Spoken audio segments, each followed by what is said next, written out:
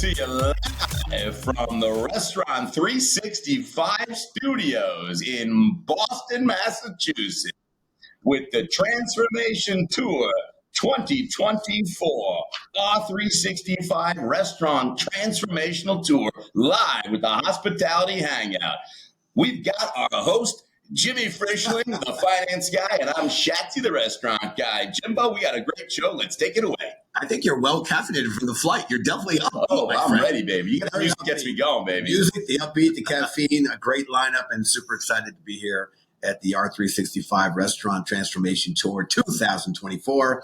I will officially welcome you and thank you for joining us on the Hospitality Hangout, a hospitality-focused podcast where the founders at Branded share their insights and bring incredible technology and innovation leaders that are making things happen in the industry we love. My name is Jimmy Frischling, otherwise known as the finance guy. I'd like to introduce my partner, Mr. Michael Schatzberg, also known as the restaurant guy. Oh, thanks for that kind introduction, Jimmy. And for all those listening, feel free to call me Shatsy. And together, we are the personalities behind Branded Hospitality Ventures. We work at the intersection of hospitality, technology, innovation, and capital. And today, as Jimmy said, we are coming to you live from Beantown, Boston. Jimbo, we haven't seen much of the town yet, but from what I see so far from the airport over to the hotel, it's been nice. Very, very nice job. I opened up my hotel. I opened up the curtains. Beautiful view of the parking lot. Beautiful view of the parking lot. I think I got upgraded there. But I got to tell you, Jimbo, before we jump into it, because we got a lot to get to, we got a lot of guests. I just want to talk to you about something that's really important to me. Keeps me up at night all the time. It's restaurant accounting, finance, it's payables, receivables, all that stuff. Restaurant operators, as you know, Jimbo, you know, because you were a bartender, you've worked in restaurants for a long time. I've been in restaurants for a long time. And you know, we're good at a lot of things. We're not great at bookkeeping. It's just something we're not good at. We're good at like hospitality, making great food, you know, making beautiful looking restaurants, right? But when it comes to bookkeeping, it's just something we're not really good at. So I got to tell you, having a system like Restaurant 365 out there, it's awesome because it really changed the game for restaurant operators and lets them focus on what we do. And what do? Great food, great experiences.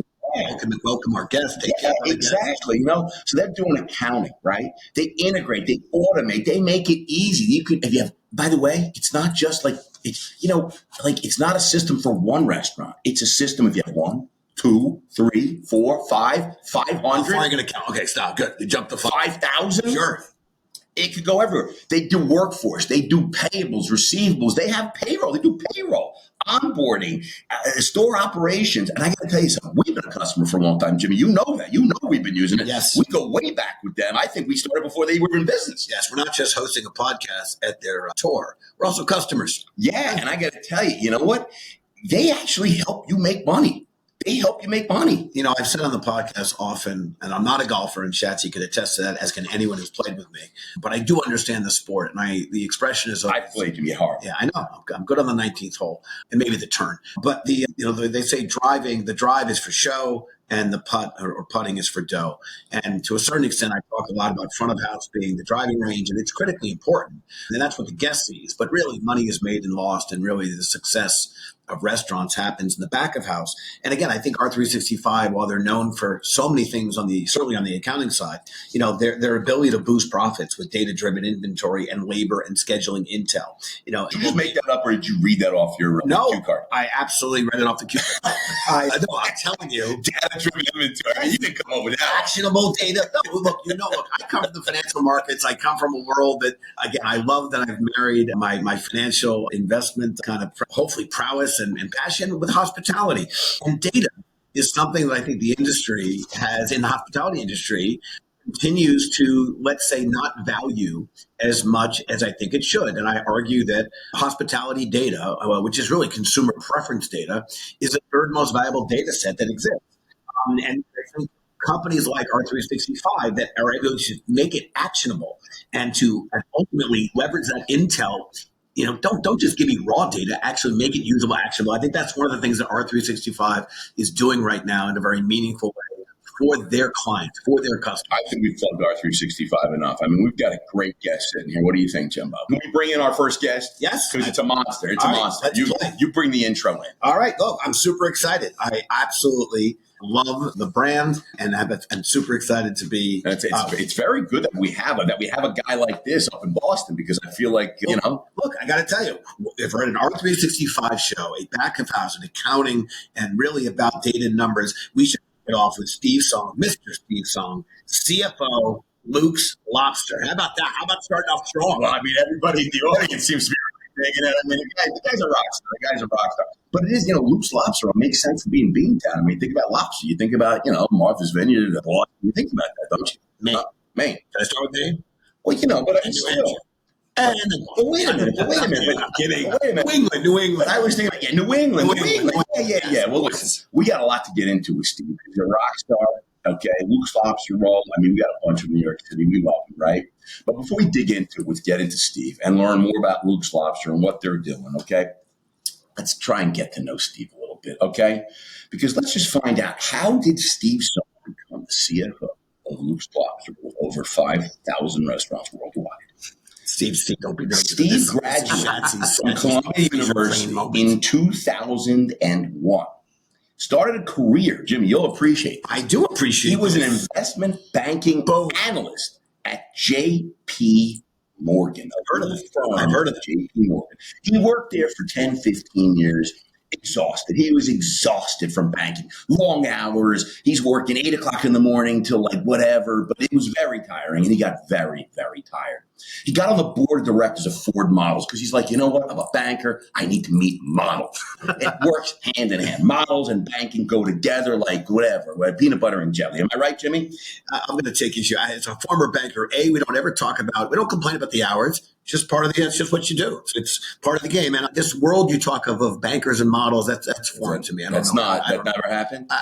More Excel models. Yes. Excel models. Exactly. Thank you. And then, so he's exhausted from banking. He's exhausted of all these models. And he says, I must be involved with Lobster. Somehow, I don't know why, but Lobster. And he joins Luke's Lobster Roll 8 years ago.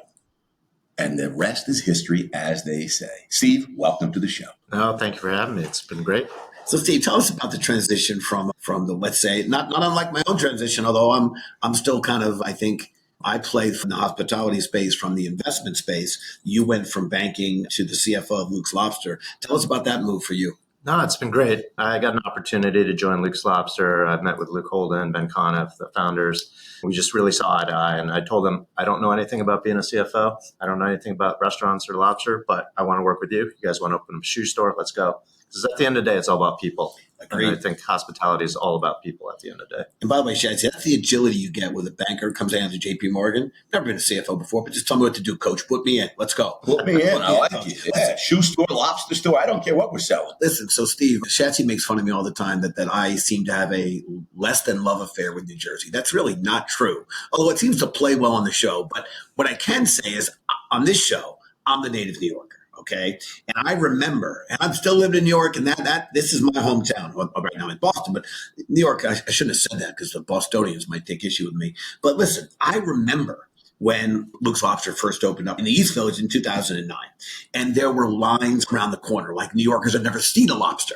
But I think it really was. We never really had that kind of stuff. We never had that kind of lobster pizza roll. And cheese. It was like a lobster roll in being, kind of positioned, sold, marketed in a way that was kind of a casual chic or chic casual. Like there was something really cool about it. And today, you guys are operating, first of all, in the U.S., in 12 states, you got 22 stores. You also opened 5 stores in Japan, 5 stores in Singapore. So there's already you're a global brand. Can you share a little bit about, from your perspective, since we like to pride ourselves on being tech-focused investors, share a little about how you're using automation to scale, your processes across over 30 locations on a global scale. And essentially being mindful of headcount, of course. So there's a lot to unpack in that question, but you're now a global brand, over 30 stores. How are you guys leveraging tech and maybe addressing some of the, the headcount issues that we're all facing? Yeah, Jimmy, that's a great point. I mean, the thing about restaurants is it's really hard to scale without adding a ton of people. And in the service industry, you're going to have to do that. But in the back office, where I focus my attention, you have to use technology. Back in the day when we first started, all the invoices would be mailed to the corporate office, and we'd have an army of people punching those in. I said, all right, if we want to get to 100 locations, 200 locations, I can't keep growing my headcount in the corporate office. We'll just have to keep opening stores just to pay for the person we're hiring in the back office. Mm-hmm.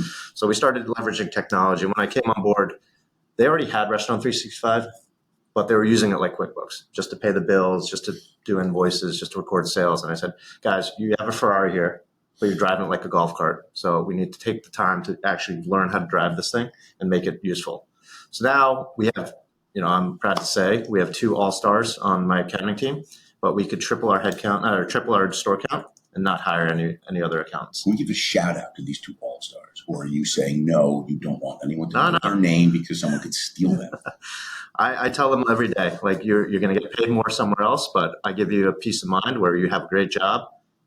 But no shout out on our podcast. No, they don't get that. You know what I love? And I got to tell you, I see the quote that we're going to be using from this episode right now with Steve.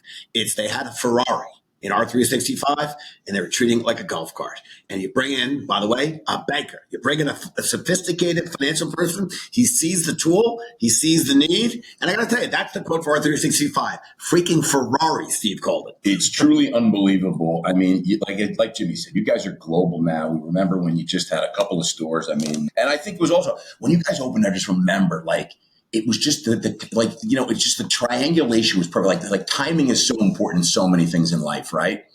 And when you guys started with it was like lobster rolls were just kind of becoming like hot, if that makes sense. Like, and then all over, it just became a thing. Everyone started having lobster rolls all over the place, and everyone truly loves them. And I think there's also it feels like it's healthy.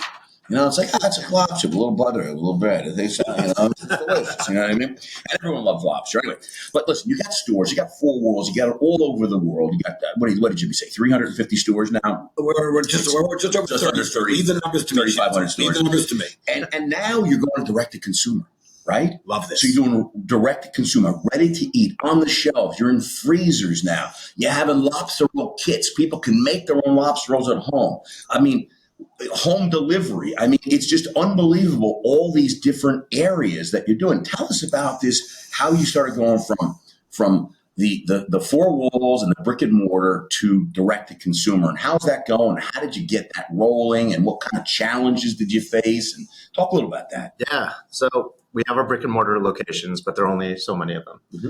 3,500. 3,500. And the funny thing about lobster rolls is I got Steve believes he's got 3,500 stores now. He's like, holy shit, I'm enough. So lobster rolls are made to get rid of the claw knuckle meat. That's the original genesis of what a lobster roll is, because nobody wanted the claw knuckles. They just wanted the tails. We have the opposite problem. We have the opposite problem. We want the claw knuckle. We have tails as a byproduct. So we hired a great sales guy, Adam Lade, about 7-8 years ago. He built a relationship with Whole Foods. So now we sold the tails to Whole Foods. They loved our tails. They said, you're basically the only supplier we want for lobster. So we're into Whole Foods for the tails. Then they said, you have a great brand. We want to market you more. Come up with a CPG product. We'll put it in our freezers. So now we have 22 brick and mortar restaurants. We got Whole Foods, about 450 locations across the U.S. So if you don't live near one of our brick and mortars, you go to Whole Foods. Whole Foods, are they marketing them under, are they Luke's Lobster Roll Tails, or is it Luke's Lobster Tails, or is it just, are you getting any recognition? No, not on the glass, not behind the glass on ice. That's just tails. But if you ask them, big business, but you're not. Yeah, but if you ask them, they said, "Oh, we get them from Luke's Lobster." Oh, that's awesome. Yeah, and then in the freezer, we have Luke's Lobster branded CPG products that they asked us to produce. So we started producing more and more. So if you can't come to the brick and mortar, go to Whole Foods. Then we said, if you can't go to the Whole Foods, how do we get food to you? So we started an e-commerce business called Luke's Online Market. So now we could ship anywhere in the continental 48. So you get your fix anywhere in the map. Unbelievable. Can I ask you a question?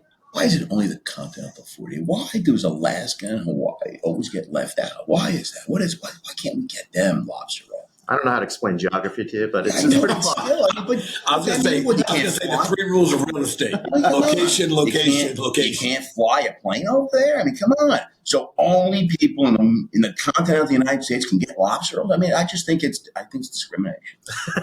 Distance. It's all about the distance. All right, okay. I'm just asking a Listen, question. I just want to highlight. We're going to move on with Steve, but and we're going to talk about what's next for him. But I just want to highlight, or maybe emphasize, what Steve was just talking about: the 400 store count in terms of Whole Foods, and in terms of the CPG, and in terms now of the Luke's online delivery. If you think about their 22 stores in the States, continental U.S., and now you think about what they're doing off-prem, they've expanded their walls essentially exponentially and almost, I don't want to say limitlessly. And that I think is so interesting to me as I think about brands that are so well known. And then you think, respectfully, you got 20-something stores, and yet you're known. When people think of lobsters and lobster rolls in the States, I think you're the leading brand and purveyor. And you do that in part because you've married a great off-prem and CPG and now partnered with Whole Foods to basically expand the recognition of your brick and mortar. And I think that I find that to be really what is incredibly clever, for lack of a better word, about what you guys are doing. But for Luke's Lobster, after all this now, what are you doing next? What's next for Luke's Lobster? He's going to start shipping to Hawaii and Alaska. I'll tell you that. That's probably next. I think it's going further than that. I think the distance is going to be further. I mean, he's got stores in Singapore and Japan. He can't ship a lobster roll to Hawaii. He's really offended by you leaving Hawaii. Well, I feel bad for those people over there. I mean, they deserve a lobster roll. 100%. Damn it. Live in Hawaii, doing fine. All right, Jimmy. All right. No, but I think globally is where we have our aspirations at, and the more partners we can find who want to open up in locations, get it all across the world. I always joke around, but it's true. There's only 2 truly American foods: Maine lobster and Texas barbecue. Boom. So I like that. We got to get our part to get across the world. I don't have a comeback for the Maine lobster part, but I do like in the Northeast, and specifically New York, where I'm from, barbecue's an adjective. Yeah, barbecue chicken, barbecue ribs, barbecue brisket. In Texas, it's a noun. What are you having for dinner? Barbecue. Yep. Means something completely different. I'm right. Texas barbecue. That's the meal. It doesn't have to say. We have to say when barbecue ribs. Yes, we have barbecue. Yeah, you describe it. Listen, I want to go into talking back. Clearly, Schatz and I have a good time bantering. We also like to have a little fun. But we learned along the way that sometimes our guests have a question for us. So we created talking back. Steve, we're going to give you a chance to ask us a question or two. As I like to say, nothing's off the table. Steve, my friend, the microphone is yours.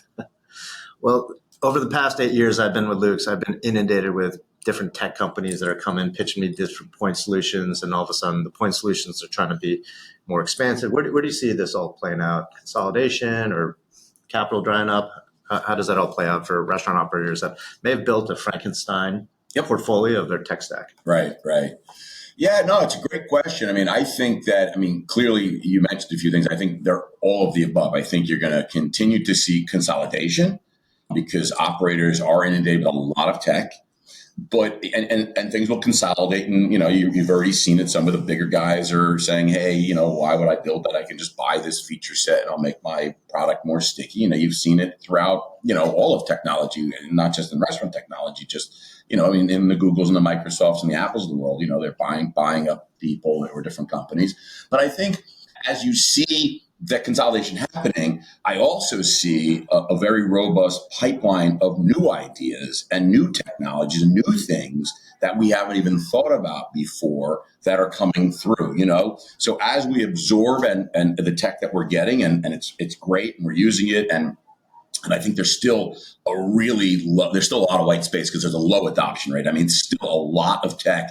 When you talk to some of these companies, even like a Restaurant 365, and with 40,000 plus customers, that is really small relative to 1 million restaurants in the United States, So there's a lot of white space for them to just continue to grow with what they have and get their message out there. But what I'm excited about is also that there's also a whole list of new things coming down the pipeline that folks like yourself, there are operators out there that are always looking for the new things to make sure they're ahead of the curve to vet and test. So I'm excited that there's always great new innovation coming. I know Jimbo's got some real interesting insights on this also. I know I like your answer, Schatz, and I'll try to keep mine. You're the restaurant guy, I'm the finance guy. I'm going to keep mine a little more focused on that aspect. You started the podcast off by talking about why people go into the restaurant business and how it's a people business. It's a food and beverage business. It's experiential and it's very personal to our guests. We don't even call them customers. We call them guests. We want them to have this experience with our food and beverage and our people. And now we're challenging them with all this tech. And I actually feel we've been an industry that has been antiquated and analog. And I still believe, despite what I'm about to say, that we're in the early innings of this digital transformation. That said, there's been an explosion of technologists pushing products and software and innovation onto the industry. And I dare say, from what I hear from operators, it's overwhelming. So to your point about, features and point solutions, I think there needs to be, and there will be, a continued consolidation. I think best in suite will beat best in class because of the reduced friction on the operators. And then to Shati's point, as you bundle a number of these, we'll call it XYZ or core solutions on single platforms, it'll then create opportunities for what else is new, with things we haven't even thought about yet. But the idea that so many disparate, you said Frankenstein, the idea that so many technologies, a quick serve restaurant has between 20 and 30 ISVs, independent software vendors. Even full service restaurants have about 15. It's overwhelming. So the consolidation and bundled solutions, integrated solutions, I think that's part of what R365 and others are doing.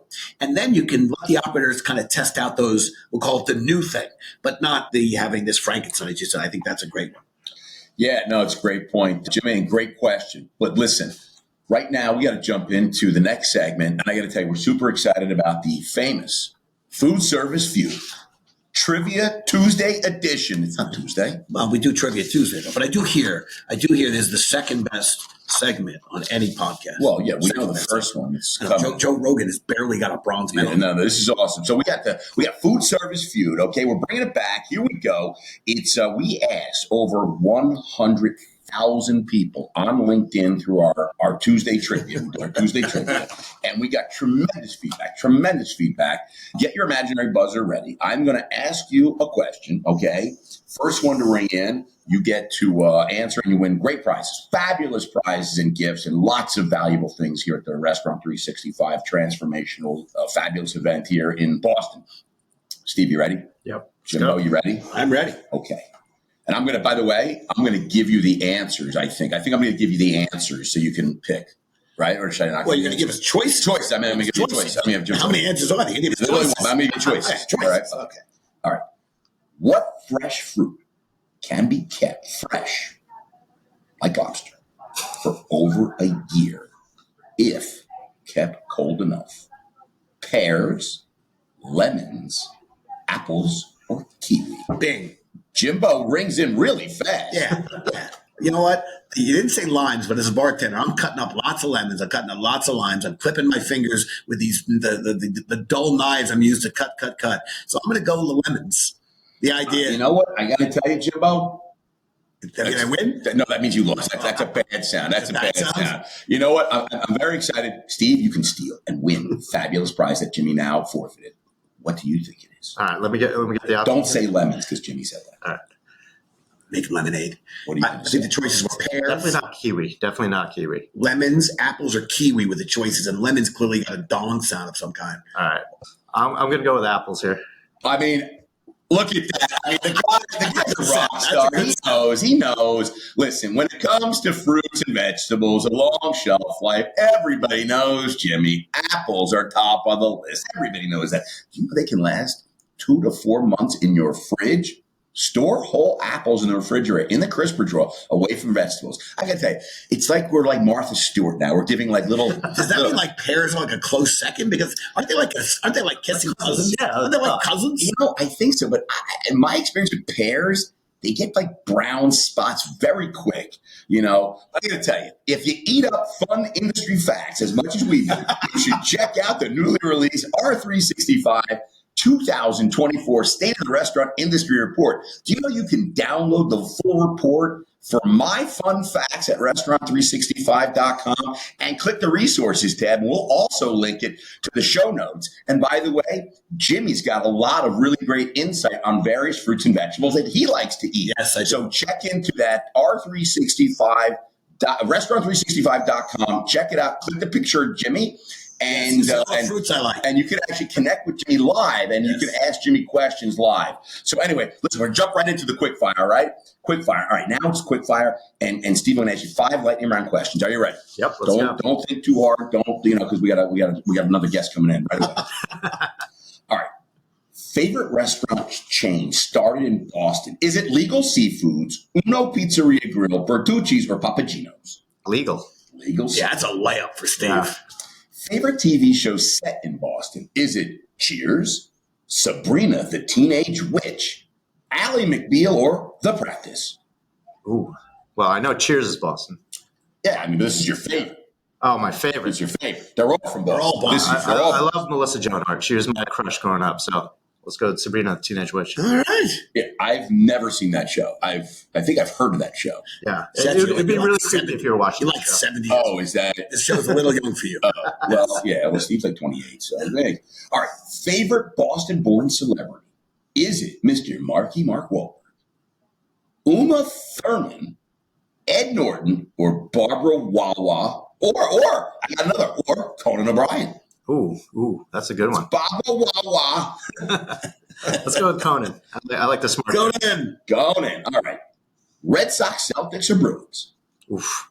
I'm a Yankee fan, so I can't pick Red Sox. It's interesting how the Patriots didn't get married. I will That's say, weird, right? Luke Lobster is the official lobster roll of the Boston Red Sox, so I'll go with Boston Red Sox. That's fair. Yeah, I agree. That's awesome. All right. If you were to challenge, this is where things get a little dicey. If you were to challenge Jimmy or I to compete for the best time in the world famous Boston Marathon, okay, the Boston Marathon, Jimmy and I and you, we're all going to run in that, okay? Who do you have better odds of beating in the Boston Marathon? Jimmy, stand up. But see, that's not. It's sneaky. Yeah, it is. It is because it's long. It's long. It's like all right. So it's like a marathon. Who I think I'd beat. It's like a marathon. A marathon. It's like a marathon. I mean, a Boston Marathon. It's really like a marathon. Saw it here. Like it's like really like a marathon. So who are you going to beat? Who are you going to beat? Better odds of beating. Who you beat me? I think I'd beat Shatsy. I think you'd sprint out ahead and then slow down and like take a nap.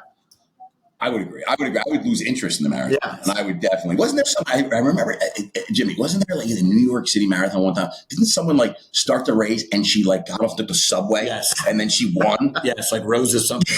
Yeah, right. That's what I feel like I would do And then that. she jumped in. I would get on the tee. I would get on the tee boss, and I'd be like, "What are you guys doing, man?" I would on the green line. I want to let the record show. I respect your choice. First of all, I've actually run the New York City Marathon, not the Boston Marathon, but I've run the New York City Marathon.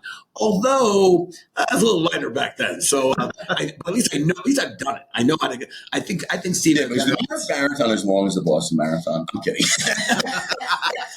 By the way, can you ask me the same question about the Boston teams, the Red Sox, the Celtics, the Bruins, and the Patriots? Can you ask me the same question? Yeah, but the Patriots.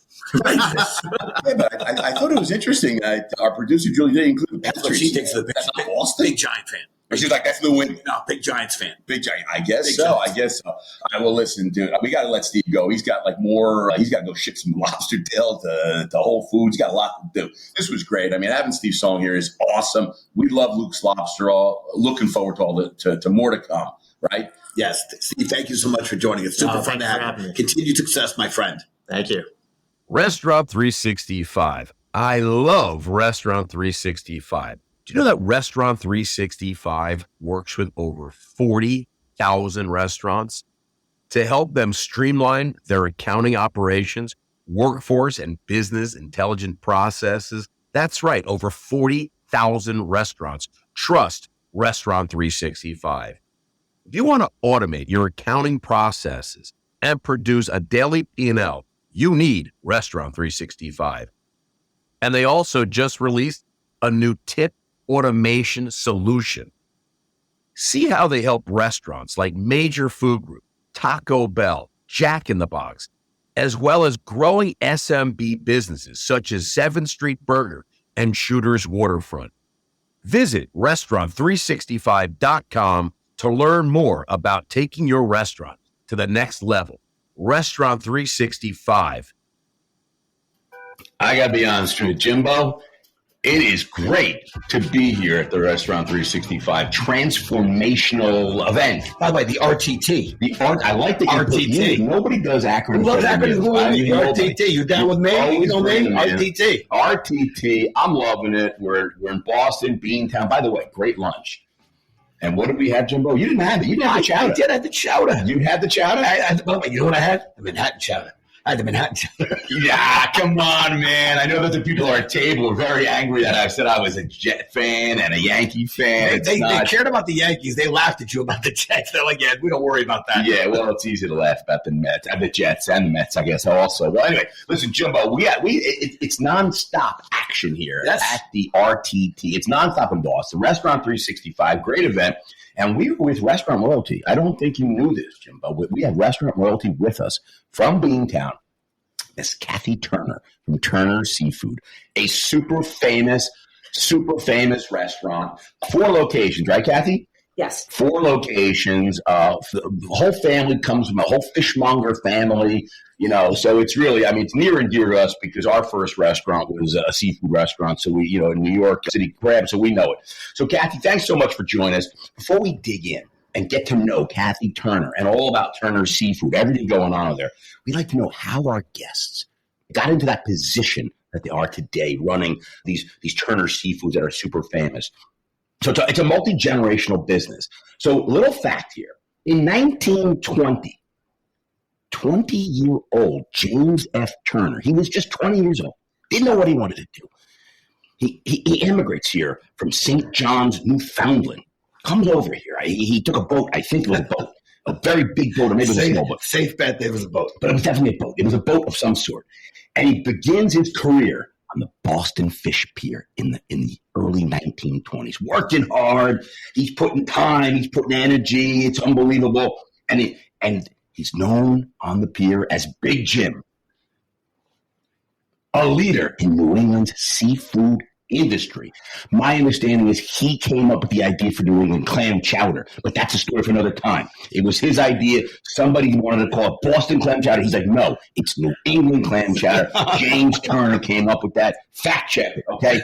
In 1954, Turner Fisheries opening, coupled with rapid expansion, commercial. They start selling to the commercial airlines. They're selling to British Airways and Delta and American Airlines. Everyone's buying their seafood, and it turned Turner into a nationally recognized seafood conglomerate of quality. Turner equals quality. 100 years, 4 generations later, I have the privilege of sitting here with Kathi. By the way, spelled with an I.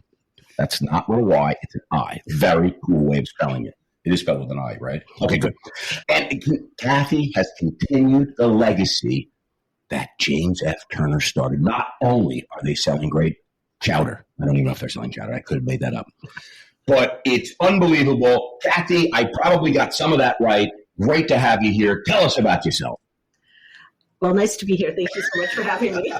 That was partially correct. And he did take a boat, but the boat landed him in Bermuda. And he knew he was a born salesman, James F. Turner, when he sold his fur coat to a Bermuda man on the beach. And he had to sell his fur coat to get to Boston because that's where he was supposed to be going. There you go. Okay. I didn't have that little fun fact. Selling ice SLO, selling fur coats to people on a beach in Bermuda. Exactly. So I don't know if that's going to work. He was a born salesman, lands in Boston, really didn't know what to do, worked for the railroads actually for about a year, but because of his heritage, really ended up on the fish pier. And fast forward a little bit, we didn't actually sell to the airlines, we shipped through the airlines. So well, that's what I meant. I mean, my fact checking is just, I'm doing the best job. Yeah, please don't. But I knew there was airlines involved, and I know you've been on an airplane. Is that correct? That's absolutely correct. All right, so I knew there was something going on there. It's important because we sold to the highest end quality people across the country clubs, the Westons, everything. So fast forward to like the 1950s, and they were going to open up, he was working for a grocery store that was going to get rid of their fish business. And he went to someone that he knows that has a lot of money and says, I really know how to sell fish. And they said, we'll invest in you. It was the Clark family, but they said, no one knows Clark, so we're going to call it Turner Fisheries.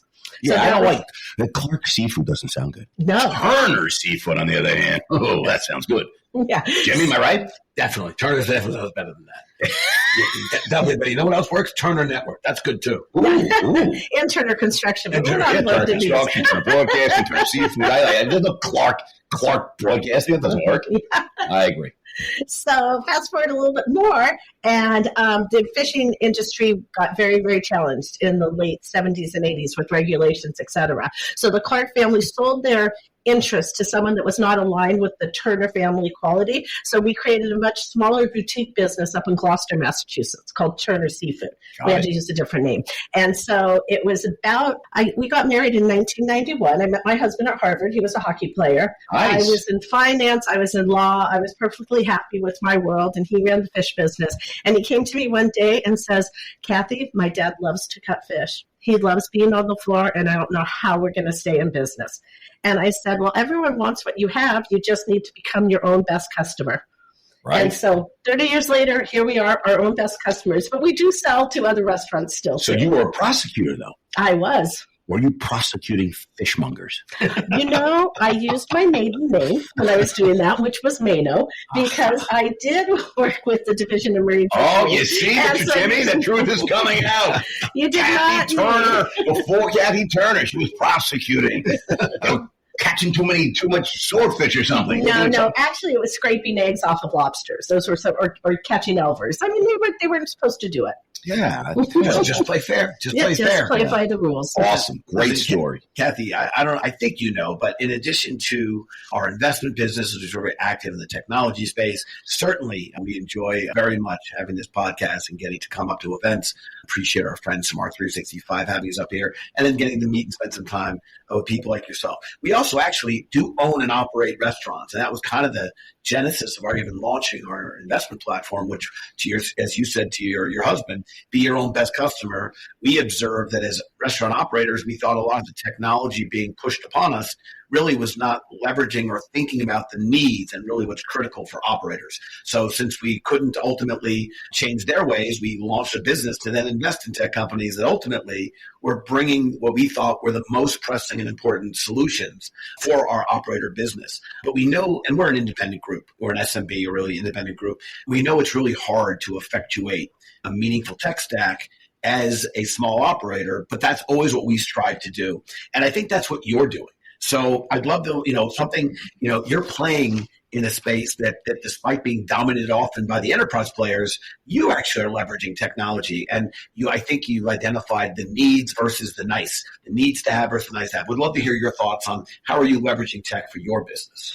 So when we opened our second location, our first location was 1994 in Melrose. We opened a little fish store in 2006 and our second location in Salem in 2013. And that's where the witches are, right? And our building is haunted. And I knew, you see, Jimmy, I knew it. Salem's got witches. Yes. Everyone knows that. But they're nice witches. They're nice witches. I don't know. They're nice. Oh, no. They're totally nice. Totally nice. Oh, yeah. She was a tavern owner, but she was the first woman killed in the Salem witch trial. So our building's on her property, Bridget Bishop. Okay. That's but awesome. It's also where Alexander Graham Bell sent the first public display of the phone call. Watson, I presume? Right? Yes. Yeah. So Kathy's dropping knowledge. I mean, look at that. I mean, the history.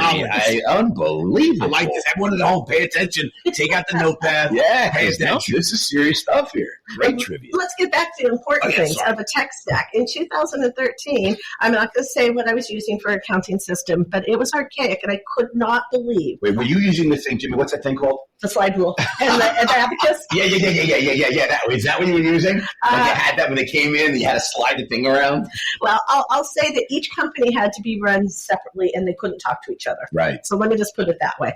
And we have a wholesale company. So we buy the fish right off the dock, take it, process it, distribute it. And so we are a commissary. And so I said to my husband, I cannot chase stuffed clams one more day because we'd sell the ingredients of the stuffed clam. They'd be made here. They go here. We do it here. And it was making me a crazy lady. So I started really looking at what our tech stack was because time is money. Yes. And it took us a very long time because there was not technology in 2013. Not it was a lot. So archaic. No, yeah. I think so many, we'll say guests or folks that are on it in the industry, I don't think they appreciate how analog and antiquated we as an industry have been and now. And again, you're on the forefront of this. But in 2013, I mean, didn't we have iPhones already by then? I mean, now we're talking about the antiquated system, accounting system of something so important, and it didn't exist. Well, the restaurant industry hadn't really changed for almost 150 years. Yes. Many people were still just using pen and paper and handing them to the kitchen and everything. Of course, the tube raw paper. Yeah, so we started looking then, and it actually took us, we first looked at toast in about 2016. Mm-hmm. We actually didn't pull the trigger. Lots of Boston companies, so you probably got some exposure to that. We did, right? and we actually were very close with the Toast people. And it was through Toast that we found their partnership with R365. Beautiful. And look at that. Yeah, and I will tell you, I love Restaurant 365. Sometimes I wake up in the morning and still get tears in my eyes when I look at my balance sheet all on one page with all my companies together. If you have another child, will your child be named Restaurant 365? Yes or no? That's what we heard. Maybe just Morgan. Maybe just Morgan. Which sounds like Restaurant 365. I got to tell you, here's the caption for this. Again, it was at the start of this episode with Kathi, but I got to tell you, I already see the caption. Wakes up teary-eyed, thinking about her love of R365. Is there a better testimonial to a tech company of that truly passionate and sincere appreciation? 365, we love you. I should do a .com after that. But okay. .com. Well, for an operator of our size, with commissaries, with stores, with all these other things, it's just very complicated. I didn't think we were complicated until we started trying to figure out how to amalgamate everything into one. And because you have a wholesale business and then you have a retail business. That's complicated. Yeah, and we move product because right. The one thing we want to make sure is the fish you're getting is fresh. And so if we have extra stored fish in Melrose, we're getting it to Salem that night. Mm-hmm. We're not going to leave it sitting there. So our rotation is incredibly important. Yeah, no doubt. Listen, it's a great story. You're an early adopter of Toast Point of Sale, which I think does a terrific job. They integrate beautifully with Restaurant 365. So that's great that you found that working. Let's just change gears just a little bit and talk a little bit more about tipping, because this is an interesting subject. Jimmy and I talk about it all the time. Tipping is one of those things that's very unique to America. I mean, you go anywhere in the world, and for the most part, it just doesn't. It's not part of the culture. I just got back from Spain. I was in Madrid, and I couldn't tell you. For me, it was very seamless. You would eat, and they would come over with a little handheld. You tap, and you're done. And there was, and there's some cities that add tips. I know Miami, there's the gratuities included, et cetera, et cetera. But what I wanted to get to was that there's an interesting relationship with tipping with regards to the front of the house and the back of the house. Most places, certainly New York, you can't share tips with you have tipped employees, you have non-tipped employees. And you can't share tips with the line cooks and the dishwashers, some of the folks that are really putting the food out there and really working hard. It's the front of the house that gets the tips. Now, you guys have done something very interesting over here. You're really sharing the wealth. So you have basically said that you are adding a 1% fee or 1% administrator or 1% of the house appreciation fee, whatever you want. But you're not but you're disclosing, you're saying, look, we're taking 1% of this check and we're gonna whack it up with our back of the house team in some way. I think that's really, really admirable, and I think that how is that working out for you? Are your customers appreciating that? I imagine the staff obviously appreciates that. Are you getting backlash? Are people like, I'm not doing that? Or how does it work? I think a lot of it has to do with how much and how well you disclose it. Mm-hmm. Once you explain to people that in Massachusetts it's also illegal mm-hmm. for the front to share a gratuity with the back of the house, mm-hmm. and we tell people we totally expect you to take this 1 penny on a dollar and include it in what you might choose to use as a gratuity. And with this penny on a dollar, it actually allows us to spread their dining dollars more equitably mm-hmm. against our whole team that's committed to their experience, as opposed to raising menu prices. Because if you raise menu prices, only people get a raise are the servers, because the average check goes up, and the money almost never gets to the back. But it also engages the back of the house in the revenue success of the business, and it really engages your vested interest. Yes. Making the food great, making sure people are coming back. It makes a lot of sense. It's just, it seems like, I know Danny Meyer tried, obviously super famous restaurateur from New York, Danny Meyer, Union Square hospitality fame. He tried a few years back to bring in no tipping. And I guess he raised menu prices and then raised everyone's wages.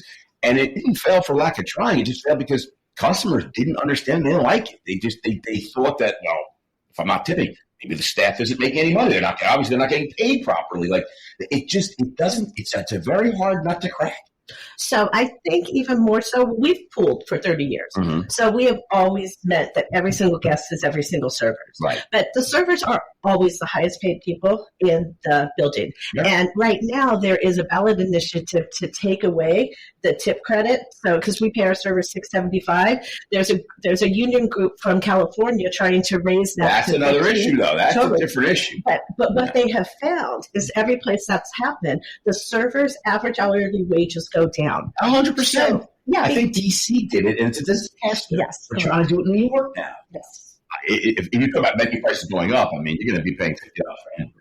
Well, and what you're also going to do is you're going to drive a lot of those really good servers out of the industry. Yes. Because they're not going to work for $25 an hour when they were used to getting $35, $40 an hour easily. 100%. Yeah, no. And you'll just change the model. Now, restaurateurs are very, very smart people, and they will figure out how to make it work. What it will change is the dining experience of customers. Yes. So, and it will also change. So we're really working hard against that for our servers because they didn't ask anyone to come in and mess with their tips. And I think the industry as a whole, it seems we don't do a very good job of explaining it maybe to the general public of what's going to happen and what's happening, that the staff is working there. They seem to be making a good wage, a fair wage. I always think it's interesting when folks come in and they say that it's not fair that someone working an entry-level position at a fast food restaurant is, well, how can they support a family of five? And I know an entry-level position in quick service, I think it was an entry-level position. It's your first job. It's maybe your first job at high school, your first job at college, your first job in college. It's the first job to just learn how to work and go, blah, blah, blah. And it was never meant to be Jimmy, his wife, and 3 kids, and have 2 houses and 3 dogs. And that wasn't what it was for. So it's interesting. Well, and it's also the flexibility that the hospitality industry offers, so that you can schedule your own things. You have the ability to work when you can work and not. And you're absolutely right; those are entry-level jobs for a reason. The restaurant industry is the most competitive industry on the planet. We will our customers walk with their feet and their dollars. If it's not working and our labor works, and all honest restaurateurs pay their labor well. But I wanted to really take my guest dining dollar and spread them more equitably amongst our team without raising my menu prices and without charging them more to dine out. So that's why it's 1 penny at the 2 Turner's locations. It's 2 pennies at our Rising Eagle Public House. But that's a different service model because the back of the house is even more actively involved in the service. Yeah, no, Kathi, I couldn't agree more. It's an interesting topic. Jimmy and I talk about it all the time. It really is. Because Jimmy was, he started out as a bartender and he understands. Yeah, I spend a lot of time now speaking with other owner-operators. And one of the common themes they talk about, I think you just articulated really well, you need to take care of your whole team. And some of these, I think, I'll assume they're best intentioned, but some of these regulations and rules and laws and otherwise are somewhat holding, tying on your hands behind your back on how you can do that. And the back of the house is critical. We talk about it all the time. Listen, I want to maybe not shift gears so much, but one of the things I love about the hospitality industry, and I talk about the following, which is how unique an industry it is where the manufacturing facility, essentially the back of house and the kitchen, everything that the guest really doesn't see, is in the same room essentially as the retail facility, which is essentially the dining facility. I mean, very unique industry where a guest or a customer gets to be in one facility. What's being manufactured is also being sold to them, and they experience it on premise, on site. But meanwhile, you guys have added 2 different functions. You're also a manufacturer. You're a supplier. You're a distributor. I mean, you guys have bundled so much. In addition to creating the food, in addition to selling the food, you supply and distribute. They're like totally vertical. Yes. Commissary, supermarket, they're everything. I will tell you that's not votes. To get votes. I understand getting votes. But that's fairly unique. So I'd love for you to share with our listeners, how do you manage all these arms of your business? Restaurant365.com. Exactly. Jimmy, come on. It all goes back to R365. No, in all honesty, it does, because with the commissary and with all the different locations, having all of our accounting in one place is absolutely essential. And time is money.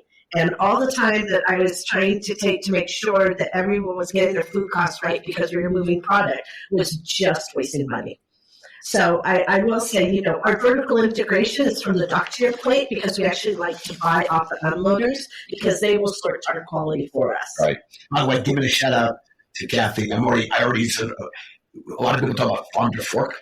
Sorry. Yeah, farm to fork. Dock to plate.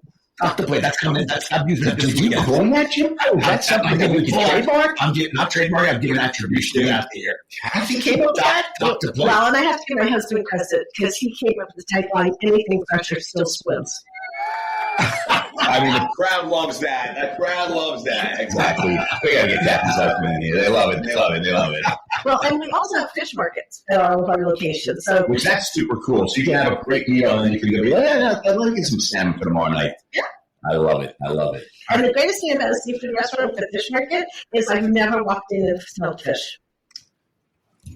You know what? If it's high quality, it's fresh. Yeah, You know what? it doesn't Fish. smell. You go to a sushi restaurant, it doesn't smell like fish. Unless it's a sushi place. Can you say that on the FCC violation? There's no FTC show. You can say duty if you want to on this podcast. You could keep it classy, San Diego. All right, listen, I want to shift over to talking back. Shatz and I clearly have a little banter. We've known each other for a year or two or 37. I always lose count. I don't like the guy. Anyway, but we found in doing all these podcasts, sometimes our guest has a question or two for us. So, Kathi, I'm going to let you take the mic. I like to say nothing's off the table. Microphone's yours, Kathi. What was the worst concept you opened? Oh, that's awesome. You know why that's awesome? It's all Shatz. Yeah, all but Shatz. you know the I concepts, know. too. I mean, I've done them too. when we say worse, it's like, sometimes, like, I think going in, like I always felt like they look good, the food was good. It just, sometimes it's like, like location. Sometimes you thought it was a good idea, you thought it was a good concept, or you thought, I just remember, like, I think sometimes it's not so much it was a bad concept. I guess I could step back. Like sometimes it's just, it wears out its welcome. You know what I mean? Sometimes it runs its course of time. You know what I mean? It's because like 25 years in a restaurant, that's like many, many lifetimes. I don't think people understand that. Like, and a lot of times restaurants are really, it's their lease based. So it's really, you sign a 10 or 12 or 15 year lease, depending on the market you're in, like a 12 or 15 year lease. And once that lease is up, inevitably, if it's on another lease, and inevitably the lease is going to be a lot more money, you know where it is. So I think it's not so much that we've opened and closed many restaurants over time, but it wasn't, I don't know that they were really, there were a handful that were probably not as good as they could be. But so I would answer is that I would think that it's really sometimes just leases just expire and then you just can't make the economics work. I think about Danny Meyer lost his lease. His first restaurant was Union Square Cafe, and it was on 16th Street. And he had a great run there. But he knew the economics race. When a new landlord came in and told what the rent was going to be, he had so much history. He knew that it was an impossibility based on what the landlord was asking, but he could make money. It wasn't that it was a bad concept, and it wasn't that he didn't want to do it. And so he found another spot to do it, So I think that sometimes is what happens, if that makes sense. It wasn't a long-winded answer, not really answer. Right? Actually, it was a long-winded non-answer. I don't know. Like, Jimmy, that's your thing. Actually, I was going to give an answer to Kathy's question, but now I'm nervous because Shatz, I don't think wanted to be disparaging of anything. Yeah, which one was? All right, I'll play. I'm going to play. But I'm going to answer your question. And by the way, let the record show. I love the name. And I love the concept. But at the end of the day, I'm a finance guy, and the numbers are the numbers. So Big Daddy's not. And we had Big Daddy's in Park South. That was awesome. Right. This cool neighborhood, open late, and it was like this, like a cool, kitschy 80s, 70s, 80s diner, and people loved it. They came in 24 hours a day, having some drinks, having some food, and it was awesome. We opened on the Upper East Side, and without knowing it, we became the Chuck E. Cheese at the Upper East Side. Let me tell you about the Chuck E. Cheese at the Upper East Side. Kids, don't drink. No. Okay? And they make a mess. They make a mess. Parents with your kids, at a diner, at a kitchen diner, they said, I'm not going to drink. You know what else kids do? They share dishes. And we made these big, delicious blue plate specials, big waffles, big pancakes. You know what kids do with that? They share them. So all of a sudden, we got liquor sales at like less than 1%. Yeah. And we got like 6 people at the table and like 3 meals because they're sharing everything. Yeah. So eventually, we had to turn it into Duke's, which is our original roadhouse, our sports bar. And at Duke's, people drink and they eat and they get married. And we did much better. But to Schatz's point, that location and that concept, we thought it was going to be this cool diner uptown. It became I'm not knocking Chuck E. Cheese. I mean, young daughter, she loved Chuck E. Cheese. You're right, Jim. That was the liquor, the sharing, the cost basis, and real estate in New York is too expensive. An average, at the time, an average check price of $13 a person. Yeah. No good for a sit-down restaurant. Yeah, you're right. There you go. All right. Well, listen, that was a great question, by the way. Let's jump into our new segment, the food service food. Are you ready? I'm ready. All right, because it's Tuesday Trivia Edition. We've asked over 100 million people on LinkedIn last week, okay? 100 million people. Everyone who's watching the Super Bowl. Everyone watching the Super Bowl answered this question. Okay? Yes. Kathi, I want you to get your imaginary buzzer ready. I'm ready. Jimmy, get your buzzer ready. I'm ready. I'm going to ask you what we asked 100 million people. Yes. And the top answer is on the board, okay? And we're going to get the right answer. I'm going to give you choices. All right, I'm going to give you choice. All right. Are you ready? Yes. I'm ready. You're ready? I'm ready. All right. What is the most widely eaten food worldwide? Is it bread, rice, cereal, or soup? Hey, Jimbo. yeah, bread. I'm going with rice. Wait a minute, Kathi. Hang on a second. I got to give Jimmy a zinger. Hey, I didn't get it. I got to give Jimmy. That's for Jimmy.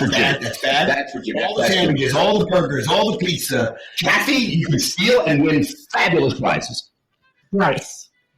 Ding, ding, ding. Kathi Turner, famous Turner Seafood, wins it all. What fabulous prizes do we have? We've got cards, we've got trips to the Bahamas, we've got all sorts of incredible things, gift cards, anything you want. We've got. Kathi chose the R365 Yeti mug. And the R365. She turned on the car. We've got the Yeti mug, the R365 Yeti mug, courtesy of R365. Rice is a staple food of more than half the world's population, and it's been that way for centuries, Jimbo. It's cheap, it's filling, and it can be easily grown in a variety of climates. Rice is so important to so many people that it's no surprise that it's the world's most eaten food. And that little tidbit, by the way, Jimbo, that was brought to you by, if you eat up fun industry facts as much as we do, you should check out the newly released R365 2024 State of the Restaurant Industry Report. You can download the full report for my fun facts at restaurant365.com.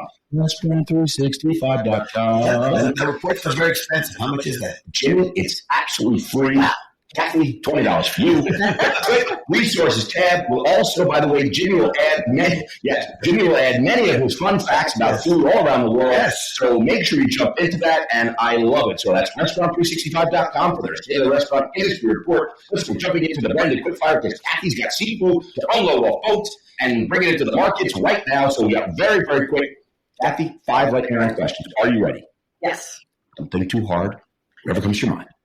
Favorite restaurant chain started in Boston? Is it Legal Seafood for you? Is it Uno Pizzeria and Grill? Or Peaches or Papagino's? Or Turner Seafood Restaurant? No, you can't with the Turner. Turner Seafood. All right, it is Turner Seafood. That is a favorite restaurant. It's a chain. This is your section. Favorite TV show set in Boston? Is it Cheers, Sabrina the Teenage Witch, Ally McBeal, or The Practice? I didn't have you on this one. It's Cheers. Oh, yeah, come on. Everyone loves Cheers. Favorite Boston-born celebrity? Is it Marky Mark, Calvin Klein Wahlberg, Uma Thurman, Ed Norton, Barbara Wawa Walters, or Conan O'Brien? Benjamin Franklin. Ben Franklin, we're going off the chart over here. I love it. Was Ben born in Boston? He was. He was born in Boston? Yes. I had no idea. Right here where the Boston Massacre is. Look at that. I got to tell you. All right, here we go. Is it the Red Sox? Is it the Celtics? Is it the Bruins or the Patriots? It's the Red Sox. The Red Sox. All right, here's where we get things a little dicey. If you were to challenge Jim or I to compete for the best time in the world-famous Boston Marathon, who do you have better odds of beating? And by the way, It is a full marathon. This is the Boston Marathon, and it's marathon length. Who are you going to beat, Jimmy or I? We have better odds of beating. Better odds of beating, Jimmy or I? Jimmy.